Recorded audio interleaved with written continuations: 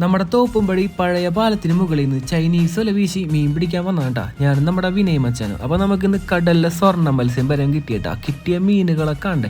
അപ്പോൾ നമുക്ക് വീഡിയോയിലേക്ക് പോയാലോ. അപ്പോൾ നമ്മുടെ ആദ്യത്തെ വല വീശിയിട്ടുണ്ട്. 3 കോലാനെ കണ്ടിട്ടാണ്ടാ നമ്മൾ വല വീശിയത്. ആ 3 കോലാനും നമ്മുടെ വലയിൽ കയറിയിട്ടുണ്ട്.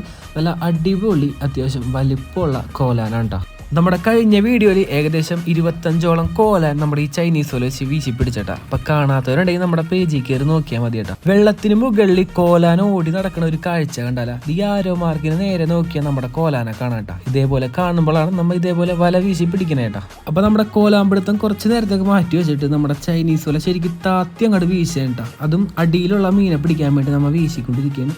അപ്പോൾ നമ്മുടെ വലയിൽ കയറിയ മീനൊക്കെ ഉണ്ടാ. നല്ല അടിപൊളി കടലിലെ സ്വർണ്ണ മത്സ്യം ഉണ്ട് നമ്മുടെ വലയിൽ കയറിയത്. കൊച്ചി ഭാഗത്ത് ഈ മീനെ പറയണത് കട്ട്ള എന്നാണ്ട. നമ്മുടെ അവിടെയൊക്കെ വഴുത എന്ന് പറയും. നല്ല ഗോൾഡൻ കളർ വഴുതേണ്ട അതെ നമ്മുടെ വലയിൽ കയറിയത്. അതും അത്യാവശ്യം വലിപ്പമുള്ള വഴുത.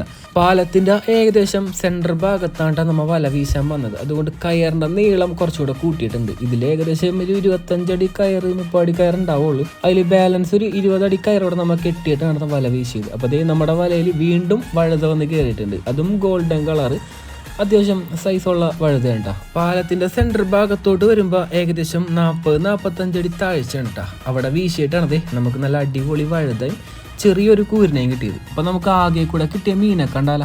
അപ്പൊ നമുക്ക് കിട്ടിയ കോലാൻ 11 കോലാൻ ഉണ്ടായിരുന്നു. നല്ല അടിപൊളി 3 വഴുത ഉണ്ടായിരുന്നു. അപ്പൊ ടോട്ടൽ നമ്മുടെ 3 വഴുതയും കൂടെ 740 ഗ്രാം ഉണ്ടായിരുന്നു. അപ്പൊ നമ്മുടെ മീനെല്ലാം കൂടെ 1700 ഉണ്ടായിരുന്നു കേട്ടോ. അപ്പൊ നമ്മുടെ ഈ ചൈനീസ് വല നൈലോണും ടങ്കീസും 6 അടി തൊട്ട് 10 അടി വരെ നമ്മൾ എടുത്തിട്ടുണ്ട് കേട്ടോ. ആർക്കിലൊക്കെ വേണമെന്നുണ്ടെങ്കിൽ വാട്സാപ്പ് നമ്പർ സ്ക്രീനിൽ കൊടുത്താൽ അതിലൊരു മെസ്സേജ് ചെയ്താൽ മതി. അപ്പൊ നമ്മുടെ ചെറിയൊരു വീഡിയോ ഇഷ്ടപ്പെട്ട ലൈക്ക് ചെയ്യാനും ഫോളോ ചെയ്യാനും ഷെയർ ചെയ്യാനും മറക്കല്ലേ. നല്ലൊരു വീഡിയോ ആയിട്ട് ഇനിയും വരാം. Bye friends.